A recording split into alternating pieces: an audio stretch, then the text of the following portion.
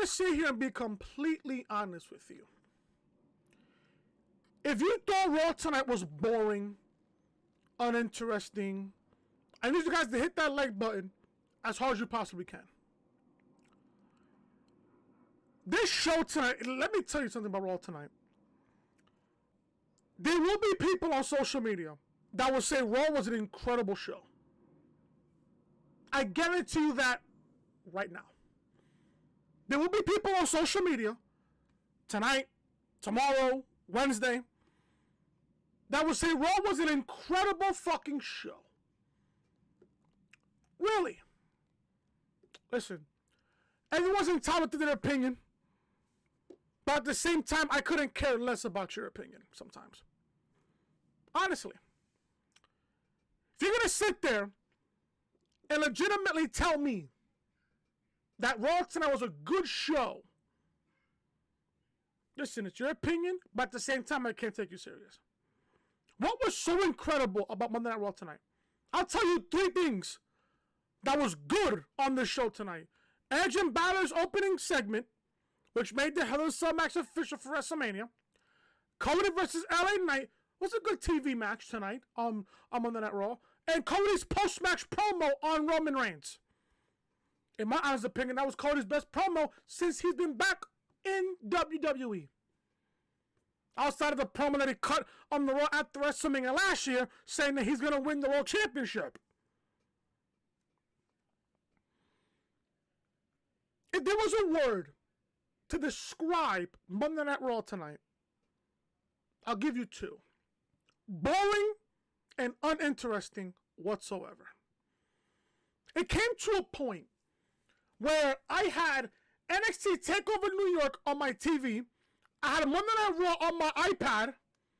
I had Monday Night Raw, and I was playing Fortnite on my PS5. That kept me busy for 3 hours. Meanwhile, I had Monday Night Raw on the background. That's how much I didn't care about Raw tonight. Honestly. Now, we will go over the good. And like I said, there were only 3 good things that happened on the show tonight. And we're going to go over a lot of bad that happened on this show tonight. Also, I will go over Raw review, and then I'm going to give you guys my thoughts on the Undertaker's interview with Ariel Helwani that happened this past weekend. It should be on YouTube by now. I think it's on Ariel Helwani's YouTube channel. So we'll go over my opinion on the streak, whether it should be broken or not. Obviously, you guys know my take on it. The streak should have been broken. But we'll go over that after our review right here on the channel. If you guys don't know who I am Chris. Thank you guys so much for tuning back into the channel. If you guys thought that Raw was uninteresting, boring, hit that like button. Leave a comment down below your thoughts of the show tonight. What did you like about Raw? What did you really hate about Raw tonight? And also, if you guys are new to the channel and you like what you see so far, please do me a simple favor. Hit that subscribe button down below and turn that bell, guys, for all notifications. SmackDown review from this past Friday is live on the channel. Link to that video will be down below in the description, as well as in the annotation that you see on the upper hand corner of your screen, as well as Raw review from this past Monday. Link to this video will also be down below in the description, as well as in the annotation that you see on the upper hand corner of your screen. So if you guys want to see any of my latest content, it'll be also down below in the description. Make sure you guys are following me on social media, Twitter and TikTok at TheRealChris. 2 E's on the duh, 2 S's on the Chris. That's all you need to know. My social medias will be down below in the description. And also, guys, if you guys are new to the channel, hit that subscribe button down below. Turn that bell, guys, for all notifications. I'm just gonna go over Raw quickly, cause I just don't care about this show tonight. Again, outside of the 3 things that I mentioned, Raw was a complete, boring, horrendous, and uninteresting show tonight. We're 2 weeks away from WrestleMania.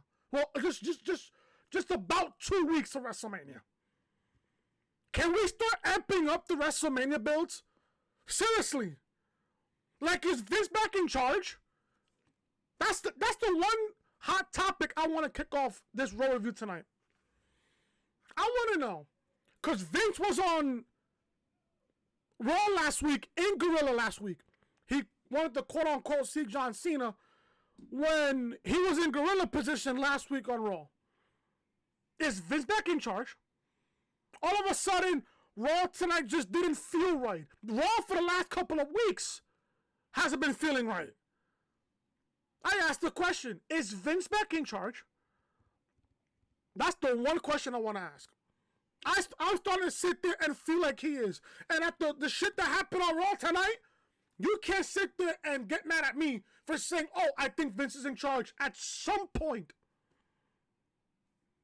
what happened to Bobby Lashley? Wasn't he supposed to be building his potential match against Bray Wyatt at WrestleMania? Why didn't we see Bray Wyatt on SmackDown this past Friday? You know, there's a report that came out today that Bray Wyatt went home because of a physical issue. I said it on Twitter, that's a load of crap, and I'll tell you why. Since Bray Wyatt has been back in Wrestling Entertainment in October at Extreme Rules, he's only wrestled one time on live television, and that was back in January at the Royal Rumble. So please tell me, where's the physical issue at? I'll tell you the real reason why Bray Wyatt left and quote-unquote went home. Because Vince is about to take over again. Don't fault me for saying that. That's just my damn opinion. And if you people gonna shit on me for that opinion, I don't know what the fuck to tell you. Wasn't there something about Vince trying to quote-unquote sell the company? Or something like that? The company doesn't need to be sold. It doesn't. The reason why Vince is trying to sell the company is because once he sells the company goes private, and that person who bought the company is going to point Vince to be in charge of everything. Seriously. You can't sit there and fault me for saying this shit. I don't want Vince back in charge. I love Triple H. I love Hunter. Did you simply see Triple H when he booked back in fucking NXT? In black and gold? Was some of the best shit in company history. Yeah, people are going to sit there and say, oh, Vince is best for business. Fuck Triple H. If you think that, fuck off, honestly. Fuck off. Monday Night Raw tonight. Listen, again, Raw tonight just felt blah. Just fucking boring, if you ask me. The show opens up with Edge making his entrance. I love hearing Alter Bridge. I really do. Listen, my workout song is The Other Side by fucking Alter Bridge. Amazing song. And even though Judgment Day does use that song, I love it. That's a pretty good workout song if you ask me. So the show opens up with Edge making his entrance. He gets on the mic and says hearing the crowd never gets old and why he does this. He knows why he's here, so he calls Finn Balor down to the ring so they can finally be done with this. Out comes Judgment Day. Finn gets on the mic and tells Edge to say what he has to say, but Edge says he didn't come here to talk. He came here to end this. He then says that Balor's going to hang back there and he's not going to rush in because it'll be the same old shit. So Finn has this match at WrestleMania. So Balor challenged Edge to a match last week. This week, Edge accepts the match. So Balor says to crow about it, and Edge tells him to shut up and listen. He's wasted the last year on his comeback on Judgment Day. The year before that was in front of TV screens in the Thunderdome, and he's running out of time to accomplish what he came back to do. Listen, I've been saying this on social media for a long time, since Edge's return. He should at least win the World Championship one more time before his career's over. Before he officially calls it quits. That's just me. Vince made the Judgment Day better. He has, if you ask me, he has. Listen, I've been starting to enjoy Judgment Day a lot as of late since Hunter's been in charge, especially since he's been in charge. I've been enjoying Judgment Day so much since Hunter took over. Because he leaned into being what they are, bitter, immature, McConsents, McClanians, and emo delight, but whatever, it works. Every other week, they've left him laying and made him utter two words he thought would never come out of his face when he said, I quit, back in Extreme Rules in October. And then they still bash Beth Phoenix's skull in with the concerto. For the last year, they've tried to make his life a living hell. The minute Edge said hell, that's all I needed to hear. Hell in a Cell's there. And the way he sees it, there's only one way it can end. Hell in a Cell at WrestleMania. Finn says he's been to hell before, but hell couldn't handle his demons. There's a little hint right there, folks. And you'll see him at WrestleMania. So then we get Judgment Day rush the ring. Edge fights valiantly, but gets overwhelmed by that damn numbers game. Gargano and Dexter Lumis and Candice LeRae make the save, and the brawl continues as we go to commercial break. This was the best segment of the entire show. I said it on Twitter. The only thing I'm looking forward to is Edge and Balor making their match official for WrestleMania. And guess what? They kicked off the show with this. So I told myself, shit, this was the only thing I was looking forward to. I don't even care less about the rest of this damn show. Because that's all I needed to see. Balor and Edge making their match official for WrestleMania. And I've been saying this since I've been back on YouTube. They should be inside Hell in a Cell. And I crossed my damn fingers. Guess what? We're getting it. Good. That should be A, banger. B, this match could potentially steal all of WrestleMania weekend, if you ask me. Whatever other wrestling shows happening during WrestleMania weekend, Edge and Balor has the potential to steal that whole weekend. That's just my opinion. Listen, I love Edge. I love Balor. The fact that this is taking place inside Hell in a Cell at WrestleMania, listen, this is going to be a fucking banger of a match. Now, Edge and Balor fighting at WrestleMania. This will be the 4th Hell in a Cell match in WrestleMania history. 4. Taker fought in the first 3.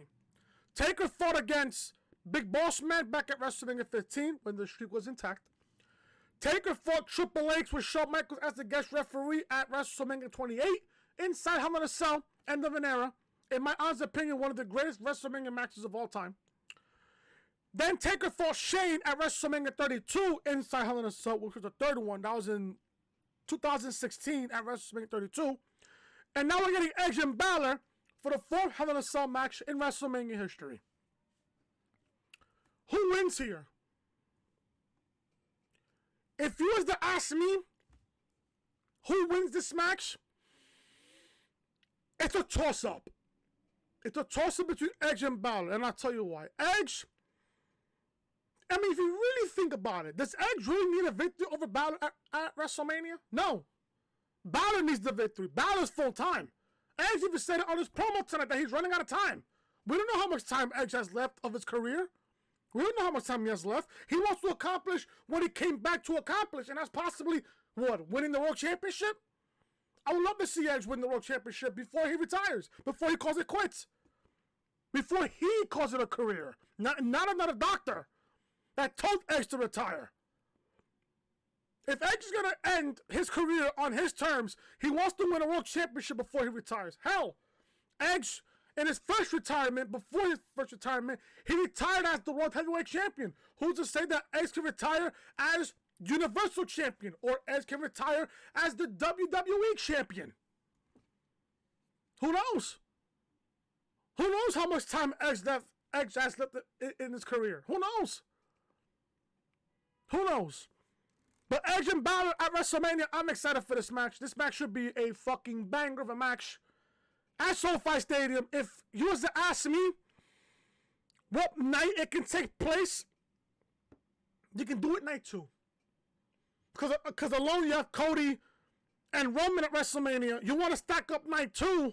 And ever since WrestleMania has done this 2-part WrestleMania since 2020, night 1 has always been the best show out of the 2 nights. I remember 2020, night 1 was better than night 2. 2021 at WrestleMania, night 1 was better than night 2. And last year, night 1 was better than night 2. Show some love for night 2. Show some love. Give Edge and Balor night 2. I wouldn't mind it. And as a matter of fact, I don't know if anybody in the community is even thinking about this. You want a match that will kick off night 2? Give it to Edge and Balor. Start off night 2 hot.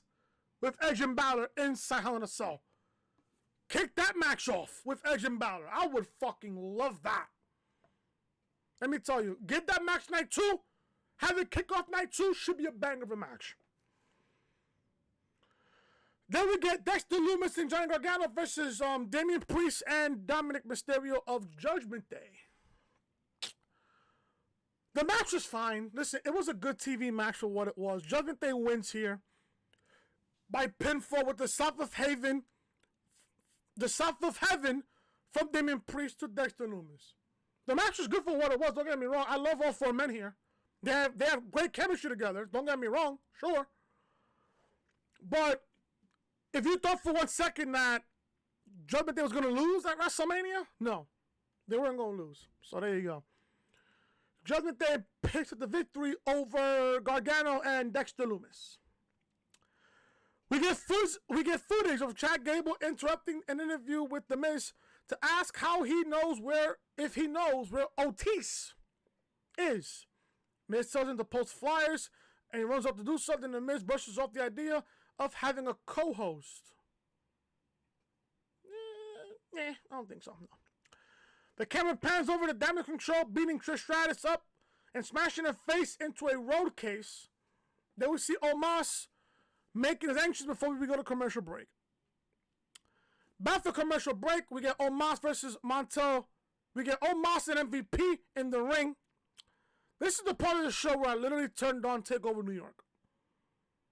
This is literally the part where I fucking went on the Peacock, turned on NXT TakeOver New York, had the rest of the show on the background. Because, like I said, the only thing I was looking forward to on this show was Edge and Balor with the opening segment of the show. So MVP cuts a promo on Brock, but gets cut off right as he's telling the Beast what he wants him to understand. So Brock's music hits the PA system. He comes out. He gets into the Nigerian Giant's face, and Omos holds his fist up to Lesnar's head before opening his hand and offering a handshake. Brock shakes his hand, but Omos won't let go. Lesnar stomps his foot to break his grip, and the Nigerian Giant palms his head and throws him over the top rope. That honestly looked like a botch to me. So, referee and road agents come down to break things up. Former ROH World Champion Jamie Noble gives Brock his hat back. Does anybody care? Does anybody care about Omos and Brock Lesnar at WrestleMania? This match should be fucking horrible. Have this match kick off night 1. For the love of God. Why is this match on my fucking WrestleMania card? Why? Why is this match at WrestleMania? This match is fucking horrible. And mind you, Brock and Omos hasn't even been in the ring together at WrestleMania yet. WrestleMania's not even here yet. And I'm already going to tell you, this match is fucking horrible. Who wins? Does Brock win? Who cares at this point? At this point, who fucking cares? I just don't know. Yet there's people in the community that say, oh no, Vince is not in charge. Do you think for a second Triple H would book something like this for his WrestleMania? No. I guarantee you, Vince has this 100% in his hands. Guarantee you. This match will be my bathroom break, my shower break, my eating break, my taking a piss break. Honestly, who cares about fucking Brock Lesnar and Omos at WrestleMania? Who cares? If you care about this match at WrestleMania, my God, something's wrong with you. Something is definitely wrong with you. Like, who books this shit? Vince? My goodness, man. Fuck. We get a recap of Jey Uso finally turning on Sami Zayn last week, which was great. Cody makes his entrance, and we go to commercial break as we get Cody Rhodes versus LA Knight one-on-one here on Monday Night Raw. Again, this was a good TV match. Pretty damn good. for the amount of time that they got. LA Knight got his shit in. Cody got his shit in. But at the end of the day, did you really think for 1 second that Cody is going to lose this match before WrestleMania? No. Don't get me wrong, I love Cody. But he won the Rumble. He's on his way to WrestleMania, face Roman. Anytime Cody is in a match, he's not losing, folks. He's not losing. Same thing goes with Rhea. Same thing goes with Asuka. Same thing goes with Bianca. Same thing that goes with Austin Theory, who competed in the show tonight. Folks, the most important people that have the most important matches at WrestleMania won't lose their matches on Raw or SmackDown. They will not lose. They will not lose. Listen, I feel bad for LA Knight. I feel really bad for LA Knight. LA Knight is a fucking star, if you ask me. LA Knight is that, he's got it. He's got it. Honestly. He's got the look. He's got the promo. He's great in the ring. Why is he not at WrestleMania? Again, I agree with LA Knight when he said you can't have a WrestleMania without LA Knight. You just can't. What does he do at WrestleMania? God only knows. Cody wins by pinfall with the Crossroads on LA Knight. The match was really, really good. I think this is the best match of the entire show, if you ask me. But I didn't mind this match at all. This match was really, really good. Really, really good. And that was just the last good part of Monday Night Raw, if you ask me. If you sat there and asked me, we got what? Edge and Balor's opening segment, Cody's match against LA Knight, and his promo that's about to come up next. All this happened in the 8 o'clock hour. I hope people know that. All of this happened in the 8 o'clock hour. The first hour of Raw was not that bad, but the other 2 hours, god awful. God fucking awful. So again, Cody wins with the Crossroads on LA Knight. Again, really good matchup. Post-match, Cody grabs a microphone. And this promo from Cody Rhodes is what I needed to hear. He says he keeps hearing warnings from Mr. Paul Heyman that he should stay out of bloodline business. But he doesn't work for Heyman, and he doesn't work for the bloodline. So he can stand with Sammy. He can fight alongside Kevin Owens if he wants. Heyman says, don't make this personal. What a joke.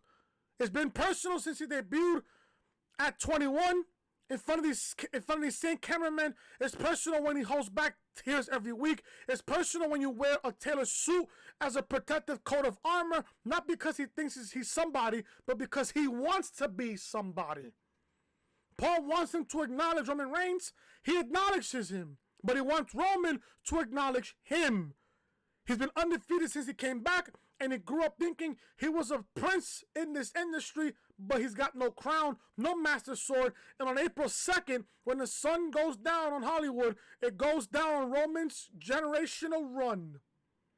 On April 2nd, it's every person who followed him to the end. On April 2nd, he's waited his whole life and will wait no longer, and he'll be the first Rhodes to say he's the undisputed WWE Universal Heavyweight Champion. This is the promo I needed to hear from Mr. Cody Rhodes himself. That is what I needed to hear. Ever since Cody won the Royal Rumble, everybody's asking, people on Twitter, people on TikTok, people are legitimately asking, can Cody be the guy that beats Roman?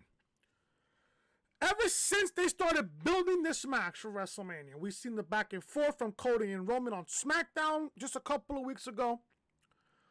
We've seen the promos of Cody and Paul Heyman for 2 straight weeks. If I was to tell you right now, as of before Cody's promo, actually entering Monday night, if you was to ask me right now, who wins, Chris, between Roman Reigns and Cody Rhodes, I'm going to tell you Roman. And I'll tell you why. SmackDown on Friday night, Caleb Braxton interviewed Paul Heyman, and he mentioned how Roman Reigns is basically at 1,000 days as world champion. They wouldn't say that on TV if they weren't going to sit there and think that. They wouldn't, Paul Heyman wouldn't say that on TV if management is thinking about Reigns beating Cody at WrestleMania. Now, you can make the argument, oh, Reigns should win because he can eclipse 1,000 days. Sure, I wouldn't even get mad at you. As a matter of fact, I would agree with you that Reigns could be the guy that beats Cody at WrestleMania. Sure, he could. But again, it's possible. Because we don't know what management's going towards for WrestleMania. We don't know what's going to happen at night 2 at WrestleMania when Cody and Roman go one-on-one for the Undisputed Championship. They can go Roman, they can go Cody. Again, I've been saying this for the last couple of weeks. This match is unpredictable. Unpredictable. Again, if you was to ask me who wins between Cody and Roman, right now, I'm thinking Roman wins. Because again, that 1,000 days just sounds so cliche and it sounds so good in company history. It does. Until Cody cut this promo tonight on Monday Night Raw after his match against LA Knight. Cody, after his match against LA Knight, he cut this promo. And from my vantage point, he made you believe tonight that he can beat Roman. Now it goes from 60% Roman and 40% Cody to now 50-50. Because Cody just basically tonight convinced you that he can beat Roman. But the question is, does he beat him? Does he? Again, I've been saying this. This match is unpredictable, and I love that. I absolutely fucking love that. I love how a Roman Reigns match now feels unpredictable. It feels big. It does. Out of all of Roman Reigns' opponents that he's faced, from 2020 to now, this is the biggest match of not only Cody's career, but also Roman's career. It feels like a big fight feel, and it will feel like a big fight feel come WrestleMania. Again, Cody made you believe that he can beat Roman. But the question is, does he? In my honest opinion, folks, it's 50-50. At first, I was leaning towards Cody, and then during the build, I was saying, you know what, maybe Roman does beat Cody. Now with this promo tonight by Cody Rhodes, now I'm back to just right in the middle at 50-50. Can you blame me for that? No, you can't. You absolutely can't. Again, I wouldn't fault you if you're watching this on YouTube or on TikTok. I wouldn't fault you if you sat there and said, oh, I think Roman wins. Oh, I think Cody wins. I wouldn't even disagree with you. Because why? It's possible. It's possible Roman wins, or it's possible that Cody wins. That's what I love. I love how sometimes certain shit like this is so unpredictable, and I love it. Like I said sometimes, predictable is good, but not all the time. But not all the time. Cody and Roman at WrestleMania will be not only Cody's biggest match of his career, but don't get me wrong, this could also be Roman's biggest match of his entire career. You wanna know why? Because if Roman wins at WrestleMania, he could eclipse 1,000 days as Universal Champion. Something that nobody has done in over what? 30, 35, almost 40 years. That's a monumental move right there. And if I'm WWE, you gotta be careful with this. You just have to. Because what if Cody wins? Sure. The championship's back on Monday Night Raw. Sure. Cody can just send the Universal title back on SmackDown and keep the coveted WWE Championship on Monday Night Raw. But here's the one solid problem, folks, that I don't think anybody in the community is thinking about. SmackDown as of late has been good. Don't get me wrong. Even if Roman is there or not. The problem with Monday Night Raw is the United States Championship is the highest championship right now because the WWE Championship is not on Monday Night Raw. people like me, people like JD has been saying this. The WWE title needs to be on Monday Night Raw. It does. It makes Raw somewhat more watchable, and sometimes it may feel important that the championship is back on Raw. Again, I love this promo by Cody. He made you believe that he can beat Roman, but I asked the question, does he? We'll find out at night 2 of WrestleMania. Seth Rollins is interviewed backstage, and this is the part of the show. It went downhill after Cody's promo. The show went down fucking hill from there. Downhill. It took a fucking nosedive straight down. Seth Rollins is interviewed backstage. I love Seth Rollins. I do. He laughs Logan Paul off and says he was acting like he won the lottery last week because he did when he landed a shot of a lifetime on his chinny chin chin. But if there's one thing we've learned about Seth Rollins is that you can't keep him down. Did I agree? So the next time Logan, and from there the Miz rolls up and Seth boos in his face, Miz says he's just jealous he got knocked out cold and lost control of the narrative, but what does he know? He's just the host of WrestleMania. Next week, Logan is going to have a live in-ring edition of Impulsive TV. And he'll be a guest. Baron Corbin rolls up and tries to get into the show, but Miz tells him Paul is booked up.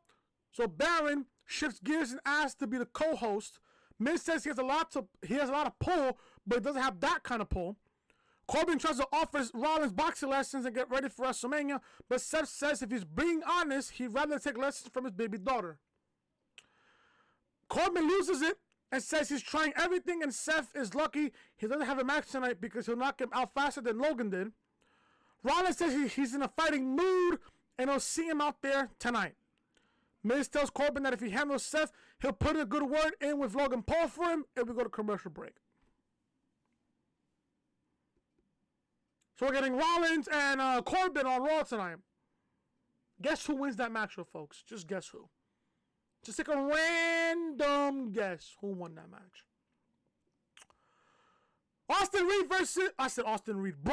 versus Elias. I'm not even going to go over the matchup here. Bronson Reed wins by the 747 splash, a.k.a. the Tsunami. You couldn't pay me all the money in the world to take a Tsunami from Bronson Reed. Listen, I love Bronson Reed. I love me some Bronson Reed. He's that good in the ring. He's so good. Backstage, Kathy Kelly is hanging outside the trainer's room, waiting for an update on Trish Stratus when Chad Gable comes by with his flyers for a missing Otis. Or should I say Otis? Becky Lynch and Lita charge past Kelly to go into the trainer's room, and we go to commercial break. Back from commercial, Kevin Owens is interviewed backstage. He says he asked for help for a long time, but he didn't get it. And now that Sami Zayn is asking for help, and with the history between them, it's now hard to understand why he doesn't want to get involved with him again.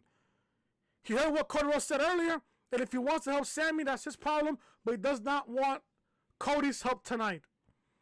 He wants Rhodes to focus on WrestleMania, and he wants to fight Solo Sikoa and whoever else is on his own, like he's been doing, and he's going to keep doing, and is perfectly fine doing.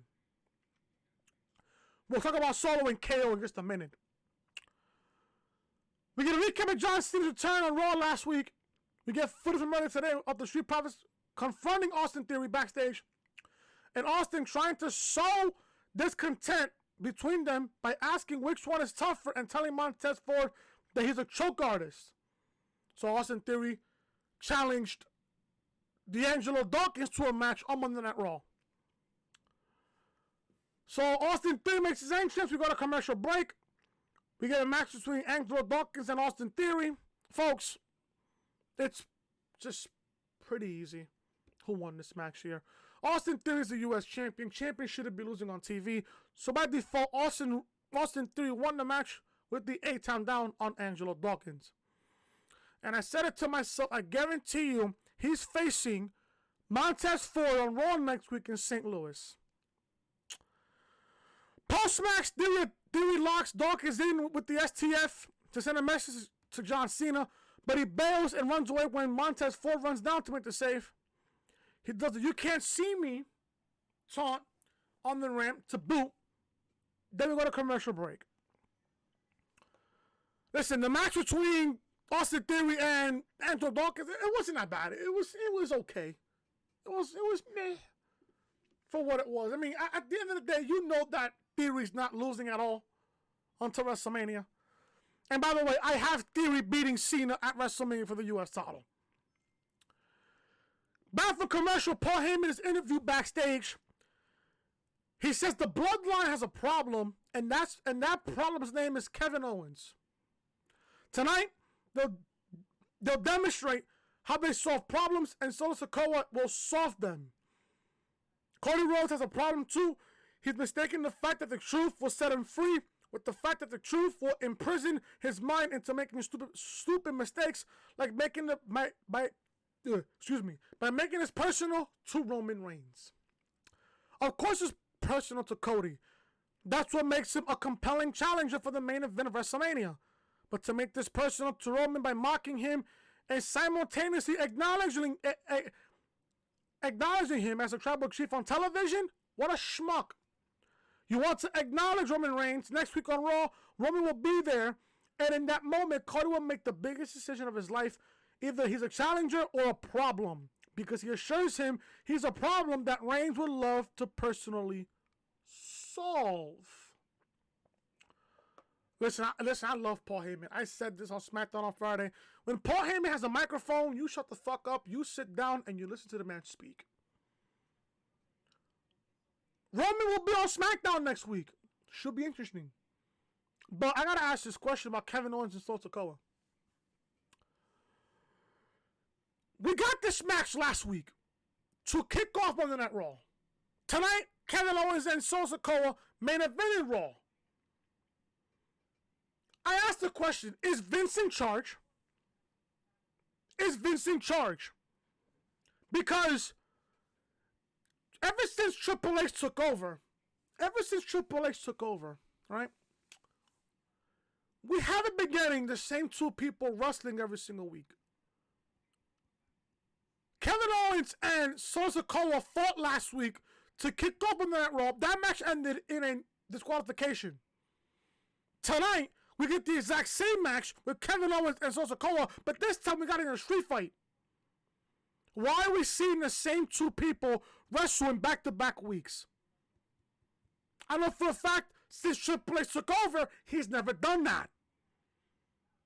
The fact that Vince is backstage, and I guarantee you Vince was at some point backstage tonight for Monday Night Raw. Why are we getting Kevin Owens and Solo Sikoa again? When we seen this last week. Only this week to make it a street fight?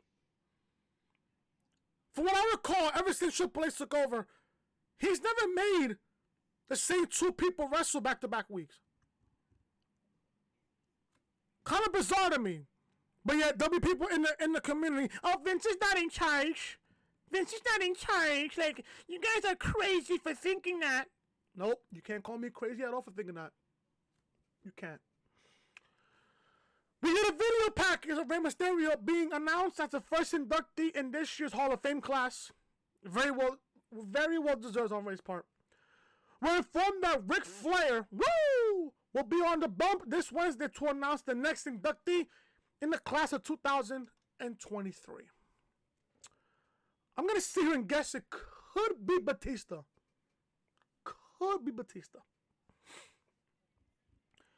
Rey makes his entrance. Rey Mysterio makes his entrance on the mic and gets on the mic. He thanks the crowd and says it's good to be back on Raw. Just last year, we were celebrating 20 years together, and now they're celebrating one of the biggest honors in his life. This isn't just this award. It's made from the people that helped him build up his career. An award made with the fans that connected with him for all these years, not just for him, but for all of us. So straight up, from the bottom of my heart, then he got cut off by his son, Dominik Mysterio. He congratulates his father on finally making it into the Hall of Fame. And he actually deserves it.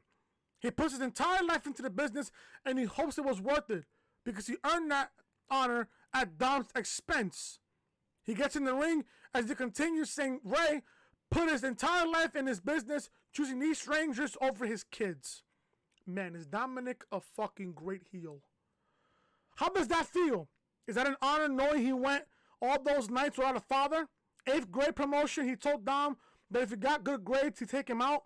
But he was nowhere to be found, ditching him for WrestleMania. He turned 16 and Rey said he'd get him a new car. And all of his friends showed up with a brand new Mercedes, but he got a BMW? But not even a M series? He calls Rey a sad excuse for a father and for a man and tells him he's going to make his time in LA a little bit better because he wants a match at WrestleMania. Rey reiterates that he's not willing to fight his own son, and whether he believes it or not, he loves him and he always will. There will be no match at WrestleMania. Dominik taunts him more, asking if he really is going to walk away before saying running away is the only thing he's good for, and the only thing he taught him was what not to be. For another segment in from there. This was good. Not gonna lie to you, this was really, really good. Not even gonna lie to you. I think it'll happen at night 2. Rey will get inducted into the Hall of Fame. From what I'm guessing here, from what I'm gonna sit here and just guess here, Rey gets inducted into the Hall of Fame. Dominik is probably going to attack him in front of his family and everybody else, and then Rey will accept the match for night 2 at WrestleMania. That's what I'm guessing here. That's what I'm guessing here. I mean, it could happen. It might not happen. It is what it is. If it happens, it happens. If it doesn't, it doesn't. But at the same time, what is it going to take is going to drop the ball on this if you don't book Dominik and Rey for WrestleMania. Becky Lynch, Lita, and Trish Stratus leave the trainer's room and give us the update on Trish, which is that Damage Control only managed to piss her off and she's going to kick their heads in. We didn't get Damage Control at all in the show tonight. We really did not. The Miz makes his entrance to send us the break. Back for commercial break, we get a media hype reel for Backlash being in Puerto Rico this year. Should be a great show in May. Corbin versus Rollins. This match was a fucking quickie. Rollins wins by pinfall with the blackout on Baron Corbin. 1, 2, 3. Rollins wins. That's it. Backstage, Chad Gable is still looking for Otis when Mustafa Ali pops out of nowhere to tell him to stay positive and to look around the corner for this guy. Indeed, Otis was around the corner doing a photo shoot with the Maximum Male Models. Yeah, you mean to tell me that Triple H is booking a show tonight? Yeah, sure. Chad asked Mansoor, why he's not ready for this match, and he begs off saying he broke a nail scrolling Instagram. Sound like a little fucking girl to me. Gable slides in to take some photos and somehow breaks Mansoor's camera. To which Marseille says he broke it with his icky and they storm off.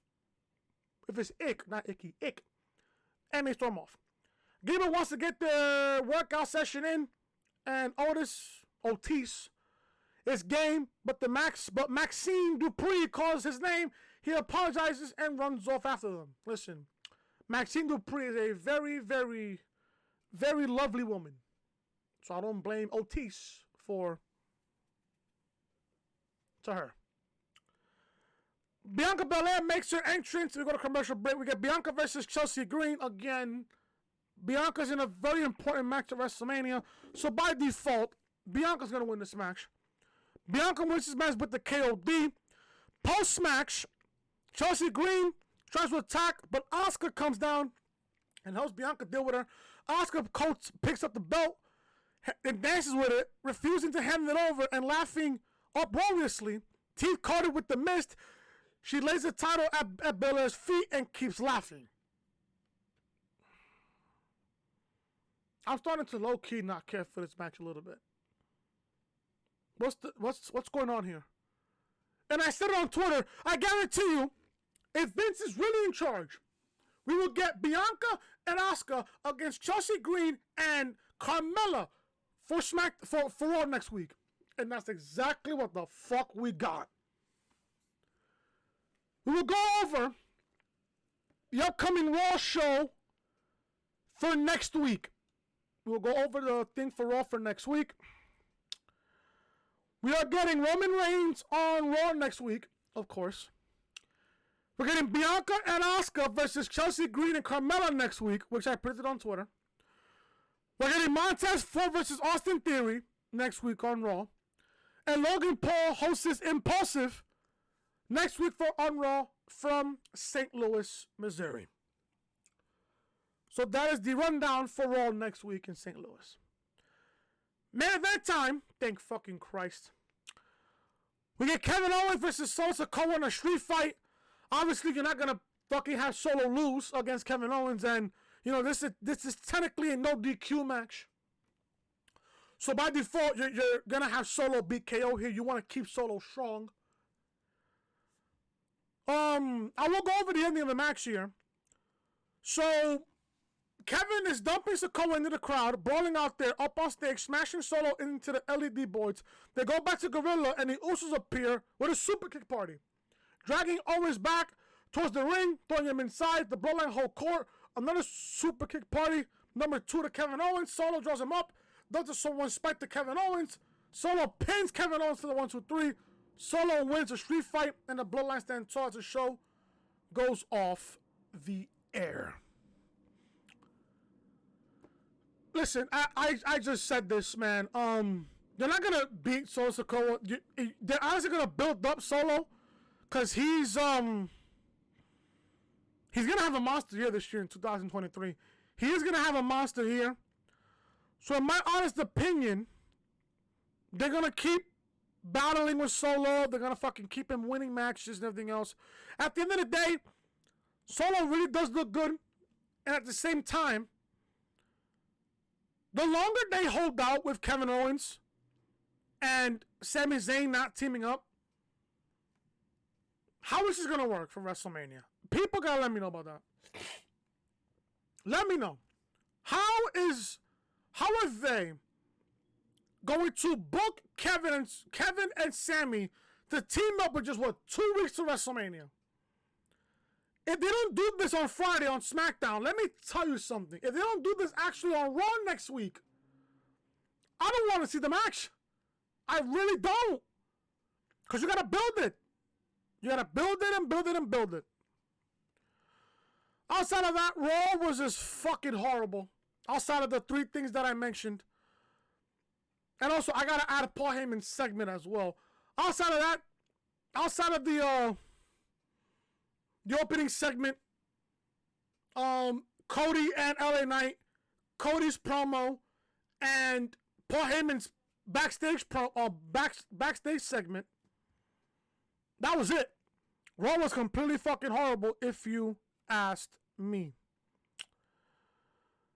Now, we will go over, in my honest opinion, I said this on Twitter, that I was going to go over The Undertaker's undefeated streak at WrestleMania, and I was going to go over it with my opinion. So, the report came out, I believe on March 12th, which was 2 days ago, back on Saturday, that WWE has surprising names to end the Undertaker streak before Brock Lesnar did it. So the Undertaker is a legend in the world of professional wrestling. His undefeated streak at WrestleMania remains one of the greatest streaks in the history of the business.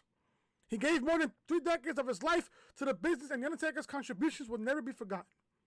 Brock Lesnar ended his WrestleMania streak, and it seems WWE had interesting names in mind to end his streak before Brock Lesnar. What the names are, you'll find out right now. The Undertaker streak came to an end at WrestleMania 30 in 2014. I covered that show on a Throwback Thursday. I'll put that video in the annotation that you see in the upper hand corner of the screen. I'll add that to the annotation, and as also down below in the description as well. Where he was defeated by Brock Lesnar. That move shook the pro wrestling world to its core. Due to this, his streak ended after 21 consecutive wins. It has been 9 years since his loss, and it's still one of the most talked about decisions in the history of professional wrestling. While many were against the decision to have Brock break it, others supported. While speaking to Ariel Helwani on BT Sport, The Undertaker talked about Brock Lesnar ending his WrestleMania streak. According to The Undertaker, before WrestleMania, the outcome of his matches were usually predetermined. However, there were a few people who Vince McMahon wanted to defeat him and break his winning streak. One of these individuals was Vladimir Kozlov. The Undertaker also revealed that McMahon originally wanted Edge to beat him, but Edge refused because he respected the streak and what it meant to the wrestling industry. The Undertaker wasn't aware of Edge's decision at the time, but learned about it years later. He praised Edge's character, stating that it spoke volumes about the kind of person he is. This is what Taker said, and I quote, "By the time we got to WrestleMania, we pretty much knew what was going to go down. But there were a few people, I guess that he wanted to break the streak. Kozlov, he wanted him. It was early on, and I said no. And I think he wanted Edge to go over, and Edge refused. He said, no, I can't do it. That's how much he respected the streak, and to me, and what the streak meant to the business. I didn't know that at the time. I didn't know that until years later. That says a lot about the human being he is." End quote. Even Jim Ross previously stated that the Undertaker's WrestleMania streak should have continued. The dead man is currently enjoying life after retirement, and fans will always appreciate him for what he did for the business. In my honest opinion here, you guys know how much the Undertaker means to me. If it wasn't for the Undertaker, I wouldn't be watching professional wrestling right now. If it wasn't for Mark Calloway, a.k.a. the Undertaker. Did the streak need to end? No. I get why it ended. I get why. I get it. Listen, at the end, it's a business. I get it. But every single time people mention me, oh, Chris Taker should have never lost at WrestleMania, it gets a little personal to me. Because when WrestleMania came around, you either want to do two things. Either main event WrestleMania, or you want to compete for the streak and face Undertaker at WrestleMania. Batista said it himself. When you're in the ring with the Undertaker at WrestleMania, you made it in this business. You made it. Win or lose, you made it. You fucking made it. I want to say this now. Did Brock Lesnar need the streak? No. And I'll tell you why. Brock was already a made man when it came back in 2012 on the Raw after WrestleMania 28 in Miami. Brock was already a made man. Former UFC champion, IWGP World Champion, all of that. Brock accomplished everything he needed to accomplish outside of WWE. And I commend him for that. I always will. Looking back at it, 9 years later, it still doesn't feel right that Taker lost at WrestleMania. Taker was concussed. And I'll tell you at what part Taker was concussed. When I think they were in the corner and Taker was punching Brock, and Brock hugged him and he took Taker to a belly-to-back suplex. Taker's head hit the mat first and then his body hit. So that's the part where Taker was concussed. If Taker was ever watching this, I doubt that he will. But if he does, I will tell you right now, sir, the part that you got concussed was when Brock gave you the belly-to-back suplex and your head hit the canvas first. Then your whole shoulder, then the body hit the ring. That was the part that you got concussed. That was the part. Again, the streak should still be intact. In my honest opinion, if there was one superstar that could possibly end the streak and use it to, his best ability, it's Roman Reigns. And I'll tell you why it's Roman. Look at Roman now. Look at Roman Reigns now, right?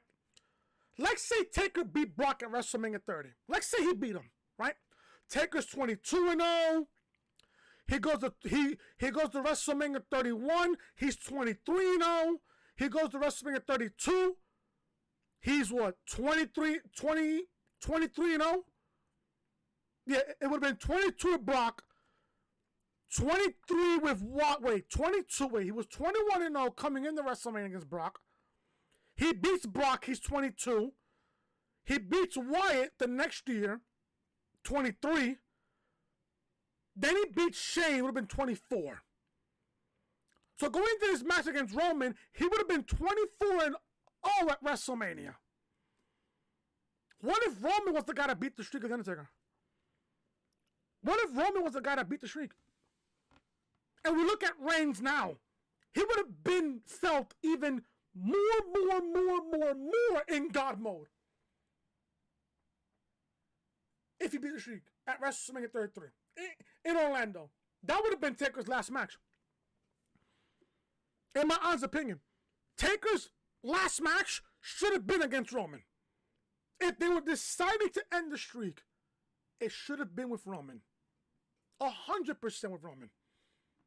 Because at that point, you look at Roman's crowd reaction on the Raw after WrestleMania 33 in Orlando at the Amway Arena. No, at the Amway Center in Orlando. Roman got chewed the fuck up by that crowd. There were chants of "fuck you, Roman," "go away, you suck."